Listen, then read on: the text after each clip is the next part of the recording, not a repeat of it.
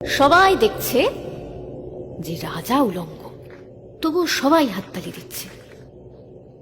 সবাই চেঁচিয়ে বলছে সাবাস সাবাস। কারো উনি সংস্কার, কারো ভয়, কেউ বা নিজের বুদ্ধি অন্য মানুষের কাছে বন্ধক দিয়েছে। গল্পটা সবাই জানে, কিন্তু সেই গল্পের ভিতরে শুধুই প্রশস্তি বাক্য উচ্চারক, কিছু আপাদমস্তক ভীতু, ফন্দিবাজ অথবা নির্বোধস্থাপক ছিল না। একটি শিশু ছিল, সত্যবাদী, সরল, সাহসী একটি শিশু। নেমেছে গল্পের রাজা বাস্তবের প্রকাশ্য রাস্তায়।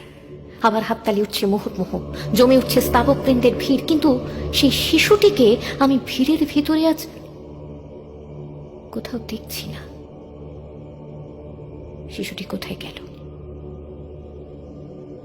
যাও, তাকে যেমন করেই হোক খুঁজে আনো।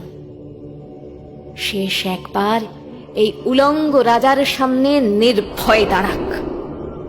শেষ একবার এই হাততালির ঊর্ধ্বে গলা তুলে জিজ্ঞাসা করুক, রাজা তোর কাপড় কোথায়?